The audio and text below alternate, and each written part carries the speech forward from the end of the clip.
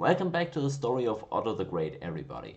We had just left off at the end of last video in the year 939, after Otto had crushed several rebellions, one led by his killed brother Thankmar and another one by his brother Heinrich. So for today, let's see how this struggle continues. Otto leads a few exhausting battles with Slavic barbarians. His enemies are described by Widukind as the Slavs in the east, Franconians in the south, Lorraine in the west, and Danes in the north.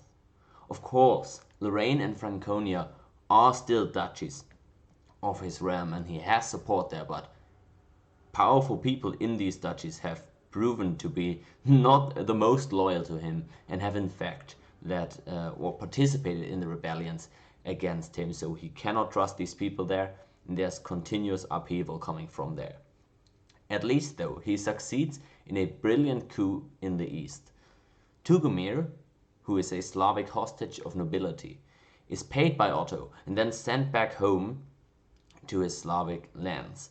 He seizes power in the castle of Brandenburg and submits his lands to Otto, who now controls all the lands of those living tribes there up until the Oder River. So you can see this is the red colored area here. That's a big chunk of previous barbarian lands where continuous, issues emerged from, but he now has subdued all these lands with this smart political move. Heinrich, though, has fled and now lives with Giselbert in Lorraine.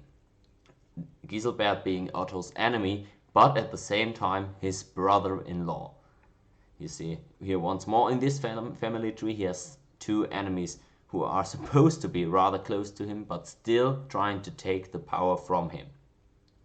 Otto then of course tries to bring this whole affair to an end. He sends an army out to Lorraine to catch Giselbert, but Giselbert avoids Otto's army.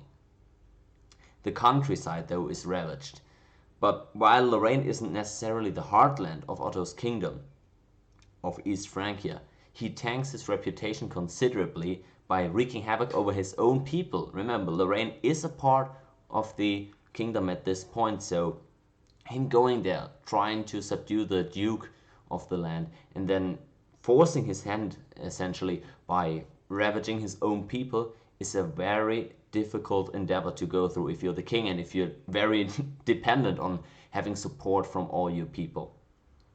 Otto at least manages to turn some subordinates and vassals against Giselbert of Lorraine, so he has still some roots in that country that he can go back to, some support that he can work with.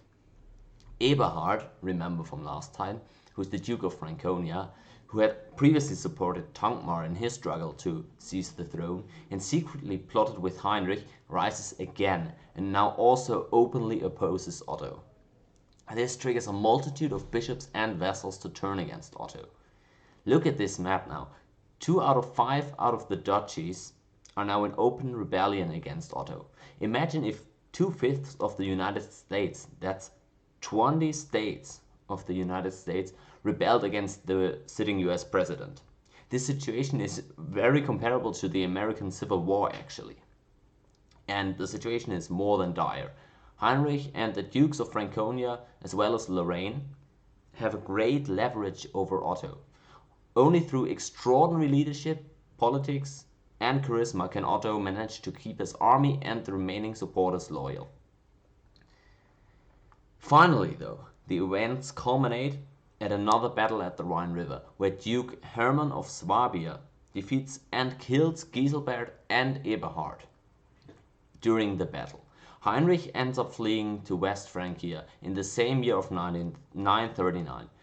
Imagine that for a second, all these events happening in the same year. 2 out of the 5 duchies rising up in rebellion, and then this big battle being fought where both dukes are ending up killed. After the battle and this tumultuous year, a harsh winter and famine follows. Otto at least manages to win over Giselbert's descendants in Lorraine, so he has now secured the support of the nobles from that area. Out of mercy, Heinrich is giving a few castles in Lorraine. Think about that. Heinrich had just again tried to seize the throne from Otto. But now, having both the powerful supporters of Heinrich killed, Otto can afford to once more be merciful with his brother, and he gives him a few castles and land in the hopes that this would satisfy him and make him loyal to him. Margrave Gero, who is a supervisor of the newly obtained Slavic lands that we were talking about just before, this red colored area here again, leads never-ending campaigns against the barbarians. While, of course, Otto has managed to, in theory, control these realms, there's still a ton of barbarians in there who won't simply subdue the rule of the new king. And there's never-ending battles being fought there. To the point, actually, where the armies of Margrave Gero, who is leading these campaigns for Otto, become disloyal simply from all the fighting for a land that they don't have any sort of a connection to. These are not lands that the Saxons are particularly enthusiastic about defending. Again, this is just some random wooded area from some barbarian tribes that they don't have a particular interest in. Since Gero, the leader of these men, is close with Otto, his men turn on the king, and this sets off one last round. Heinrich attempts to win these angered soldiers over. He sends many envoys and gifts, and finally succeeds in creating a powerful conspirative alliance against the king. The co-conspirators this time around are from the eastern part, hence the heart of the realm, the Duchy of Saxony, the one duchy that is supposed to be firmly in Otto's control, because he is from there. The plan is to kill Otto during Easter celebrations in Magdeburg and crown Heinrich as the new king. Luckily for Otto though, Duke Hermann of Swabia and the Franconians Udo and Konrad help Otto uncover the plot just before he was supposed to be killed. Heinrich ends up fleeing and the co-conspirators are all beheaded. At this point, Otto has lost one of his biggest appeals. He was forced to drop his merciful conduct because his own very life was threatened in a very major way, and he is forced to behead all these people from Saxony who were ready to turn on him and have him killed. There are clearly deep-rooted problems for Otto. At least he has a few trustworthy men, but Heinrich has managed to turn even Saxons against the king. Now I have one final question for you as the audience about this whole story. Why couldn't Otto have just killed Heinrich or have his men kill him like he did with Thankmar? Remember, there was barely any mention of Thankmar during this whole story.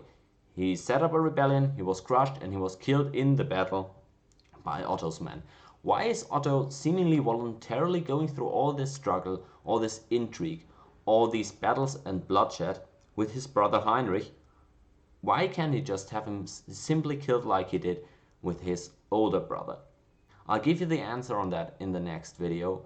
If you have an idea or if you know the answer, please feel free to comment it down below and look forward to my next upload, as it will be coming and continuing this story very shortly. Until then, I wish you a very pleasant time and I'll see you next time around.